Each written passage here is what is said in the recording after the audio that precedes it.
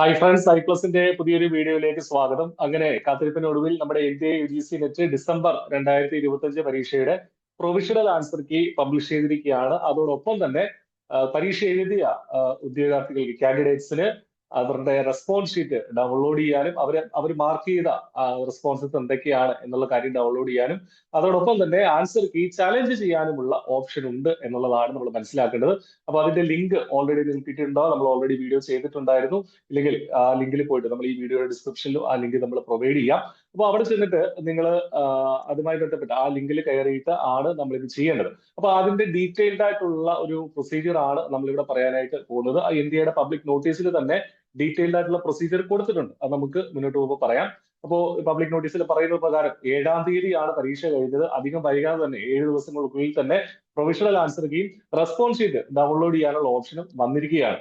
അപ്പോൾ ആ ലിങ്ക് നമ്മൾ പ്രൊവൈഡ് ചെയ്യുന്നുണ്ട്. അപ്പോൾ അതുവഴി നിങ്ങൾ നിങ്ങളുടെ ആപ്ലിക്കേഷൻ നമ്പറും അതുപോലെ തന്നെ പാസ്വേഡും ഒക്കെ അടിച്ച് ആ ഒരു ലിങ്കിൽ കയറിയിട്ട് വേണം ഈ ഒരു കാര്യം, അതായത് ആൻസേഴ്സും അതുപോലെ തന്നെ റെസ്പോൺസ് ഷീറ്റും ഡൗൺലോഡ് ചെയ്യാനും ചലഞ്ച് ചെയ്യാനും. അപ്പൊ നമ്മൾ പ്രത്യേകം മനസ്സിലാക്കേണ്ട ഒരു കാര്യം, ജനുവരി 14 മുതൽ, അതായത് ഇന്ന് മുതൽ 17-ാം തീയതി വരെ, 17-ാം തീയതി രാത്രി 11:50 വരെ മാത്രമേ നമുക്ക് ഈ ആൻസർ കീ ചലഞ്ച് ചെയ്യാനായിട്ട് പറ്റുള്ളൂ എന്നുള്ള കാര്യം മനസ്സിലാക്കുക.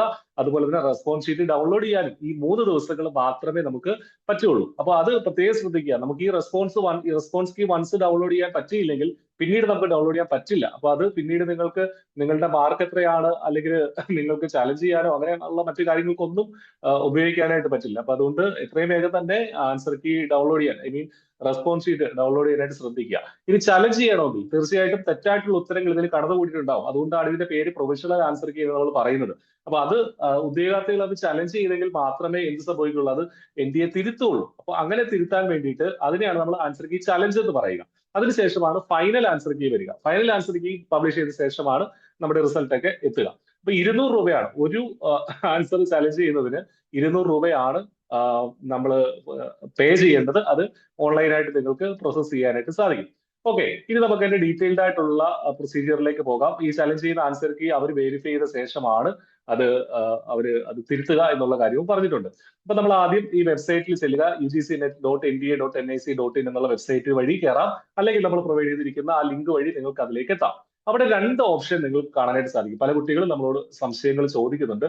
പ്രത്യേകിച്ചും വ്യൂ ക്വസ്റ്റ്യൻ പേപ്പർ എന്നൊരു ഓപ്ഷൻ കാണാം. അതുകൂടാതെ വ്യൂ അല്ലെങ്കിൽ ചലഞ്ച് ആൻസർ കീ എന്ന രണ്ടാമതൊരു 2 ഓപ്ഷൻസ് കാണാൻ സാധിക്കും എന്നുള്ളതാണ് നമ്മൾ മനസ്സിലാക്കുന്നത്. അപ്പൊ വ്യൂ ക്വസ്റ്റ്യൻ പേപ്പറിന്റെ അവിടെ ക്ലിക്ക് ചെയ്താൽ എന്താ നമുക്ക് കിട്ടുന്നത്? അവിടെ കിട്ടുന്നത് എന്താണെന്ന് വെച്ചാൽ, നിങ്ങൾ എടുത്ത സബ്ജക്ട്, നിങ്ങൾ എഴുതിയ ക്വസ്റ്റ്യൻ പേപ്പറും നിങ്ങൾ മാർക്ക് ചെയ്ത ഓപ്ഷനുമാണ് അവിടെ കാണുക. മനസ്സിലായില്ലേ? അതാണ് അവിടെ കാണുക. ഇപ്പൊ ഇവിടെ ശ്രദ്ധിക്കുക, ഈ ഒരു താഴെ ഒരു ഇത് കൊടുത്തിട്ടുണ്ട്, അതായത് ഒരു വിൻഡോ കൊടുത്തിട്ടുണ്ട്. അതില് ക്വസ്റ്റ്യൻ ID, ഓരോ ക്വസ്റ്റ്യന് ഒരു ID ഉണ്ട്. അതാണ് നമ്മൾ മനസ്സിലാക്കുന്നത്. ഒരു ക്വസ്റ്റ്യൻ ഒരു ID ഉണ്ട്. ആ ക്വസ്റ്റ്യനും അതിന്റെ 4 ഓപ്ഷനും നമ്മൾ ചൂസ് ചെയ്ത ഉത്തരവും നമ്മൾ ചൂസ് ചെയ്ത ഓപ്ഷനുമാണ് എവിടെ കാണുക? വ്യൂ ക്വസ്റ്റ്യൻ പേപ്പർ എന്നുള്ള ഓപ്ഷൻ കാണുക. പ്രത്യേകം ശ്രദ്ധിക്കുക, വ്യൂ ക്വസ്റ്റ്യൻ പേപ്പർ എന്നുള്ളതാണ് നമ്മൾ മാർക്ക് ചെയ്ത ഓപ്ഷനുള്ള ക്വസ്റ്റ്യൻ പേപ്പർ കിട്ടുക. ഓക്കെ, അതവിടെ നിൽക്കട്ടെ. ഇനി രണ്ടാമതൊരു ഒരു ഓപ്ഷനും കൂടെ ഉണ്ട്. നമുക്ക് ക്ലിക്ക് ചെയ്യാനായിട്ട് രണ്ടാമതൊരു ഓപ്ഷനും കൂടെ ഉണ്ട്. അതാണ് രണ്ടാമത് ഇവിടെ എഴുതിയിരിക്കുന്നത് വ്യൂ അല്ലെങ്കിൽ ചലഞ്ച് ആൻസർ കീ. അവിടെ ക്ലിക്ക് ചെയ്യുക. അതിൽ ക്ലിക്ക് ചെയ്യുമ്പോൾ എന്താണ് നമുക്ക് കിട്ടുക? ഇതിന്റെ ശരിയായിട്ടുള്ള ഉത്തരം നമുക്ക് കിട്ടും. ആ വിൻഡോയിൽ പോയാൽ നിങ്ങൾക്ക് മനസ്സിലാവും.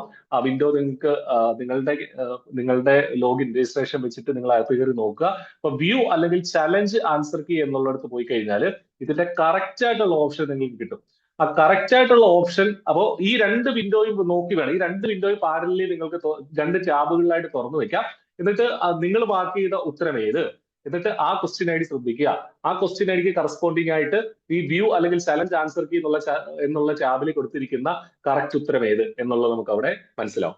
ഇനി നിങ്ങൾ മാർക്ക് ചെയ്ത ഉത്തരമല്ല NTA തന്നിരിക്കുന്ന ഉത്തരം, നമുക്കത് ചലഞ്ച് ചെയ്യണം. ആ NTA തന്നിരിക്കുന്ന ഉത്തരം തെറ്റാണ് എന്ന് നമുക്ക് തോന്നുകയാണ്. അപ്പൊ നമ്മൾ എന്ത് ചെയ്യണം? അവിടെ കറക്റ്റ് ആയിട്ട് എഴുതിയിട്ടുണ്ട്.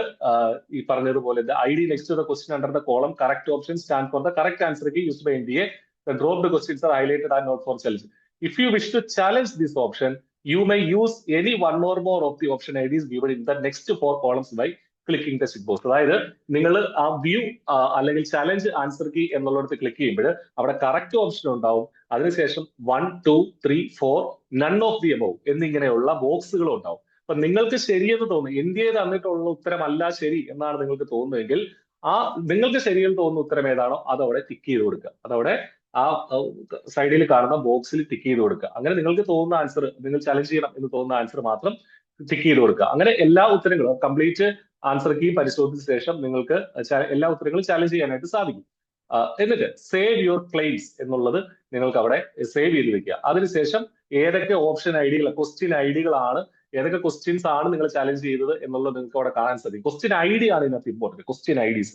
അപ്പൊ ഏതൊക്കെ ക്വസ്റ്റ്യൻ ഐഡികളാണ് ചലഞ്ച് ചെയ്തത് നിങ്ങൾക്ക് കാണാൻ സാധിക്കും. എന്നിട്ട് എന്തെങ്കിലും മോഡിഫിക്കേഷൻ വരുത്തണമെങ്കിൽ തിരിച്ചു പോയിട്ട് വീണ്ടും മോഡിഫൈ യുവർ ക്ലെയിംസ് ഉപയോഗിച്ച് നിങ്ങൾക്ക് റീസബ്മിറ്റ് ചെയ്യാനായിട്ട് സാധിക്കും. ഇനി ഇത് മാത്രം ചുമ്മാതെ അങ്ങനെ ചലഞ്ച് ചെയ്ത് പോയാൽ മാത്രം പറ്റില്ല. നമ്മൾ എന്ത് ചെയ്യണം? സപ്പോർട്ടിംഗ് ഡോക്യുമെന്റ്സ് അപ്ലോഡ് ചെയ്ത് വെക്കണം. സപ്പോർട്ടിംഗ് ഡോക്യുമെന്റ്സ്, അതാണ് ഈ 12ാമത്തെ പോയിന്റ് ആയിട്ട് അവിടെ കൊടുത്തിരിക്കുന്നത്. You may upload supporting documents in which you can select choose file and upload all documents to be put in a single PDF. അതായത് നിങ്ങൾ ഇപ്പോൾ ഒരു 4 ചോദ്യങ്ങൾ ചലഞ്ച് ചെയ്തു, ഇത് 4 ക്വസ്റ്റ്യൻസ് ചലഞ്ച് ചെയ്തു. അപ്പൊ നിങ്ങൾക്ക് അത് തെറ്റാണെന്ന് ഇന്ത്യ തന്നിരിക്കുന്ന ആൻസർ കീ തെറ്റാണെന്ന് അറിയാവുന്നത് കൊണ്ടാണ് നിങ്ങൾ ചലഞ്ച് ചെയ്തിരിക്കുന്നത്. അപ്പൊ നിങ്ങൾ എന്ത് ചെയ്യും? നിങ്ങൾ അതിന്റെ കറക്റ്റ് ആയിട്ടുള്ള ഓപ്ഷൻ ഏതാണ് അവിടെ മാർക്ക് ചെയ്തു.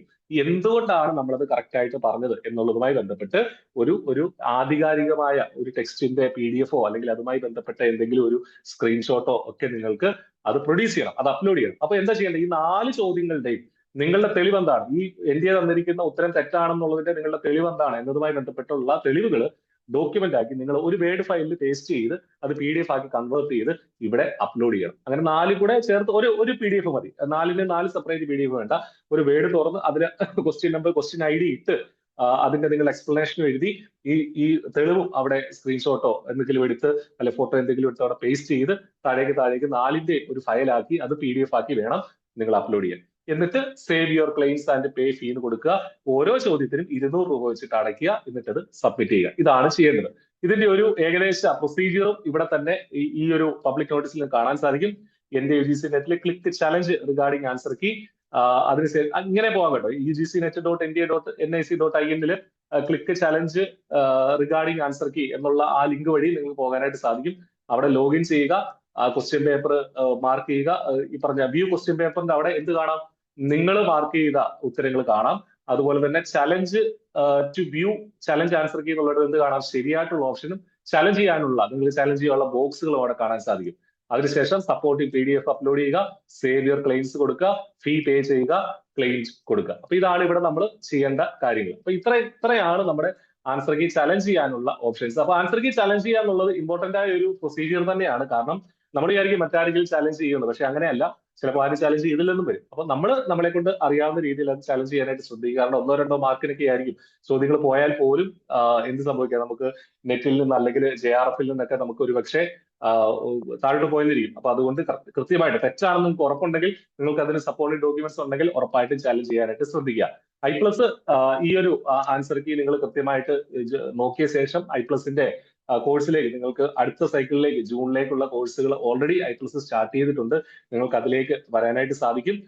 Offline and online mode already നമ്മൾ അതിൽ ആരംഭിച്ചു കഴിഞ്ഞു. അപ്പൊ നിങ്ങൾ ഇത്തവണ നിങ്ങളുടെ റെസ്പോൺസ് ഷീറ്റ് ഒക്കെ നോക്കി ഒരു അനാലിസിസ് ഒക്കെ നടത്തി നിങ്ങൾക്ക് ഈ പറഞ്ഞതുപോലെ മാർക്ക് കുറവാണെങ്കിലോ അല്ലെങ്കിൽ നമുക്ക് അടുത്തൊരു ലെവലിലേക്ക്, ഇപ്പൊ ചിലപ്പോൾ നിങ്ങൾ നെറ്റിന്റെ ഒരു ലെവലിലേക്കായിരിക്കും നിൽക്കുക, പിന്നീട് നമുക്ക് JRF-ലേക്ക് പോകേണ്ടതായിട്ടുണ്ട്. അപ്പൊ ഇനി റിസൾട്ട് വരാൻ കുറച്ച് സമയം കൂടെ എടുക്കും. അപ്പൊ ആ സമയം വേസ്റ്റ് ആക്കി കളയാൻ പാടില്ല. നിങ്ങൾ പഠനം ആരംഭിക്കുക എന്നുള്ളതാണ് ചെയ്യേണ്ടത്. I+ അതിനായിട്ട് നിങ്ങൾക്കൊപ്പം ഉണ്ട്. അപ്പൊ അത് മറക്കണ്ട. നിങ്ങളുടെ റെസ്പോൺസ് ഷീറ്റ് നമ്മളുമായിട്ട് ഷെയർ ചെയ്യുക.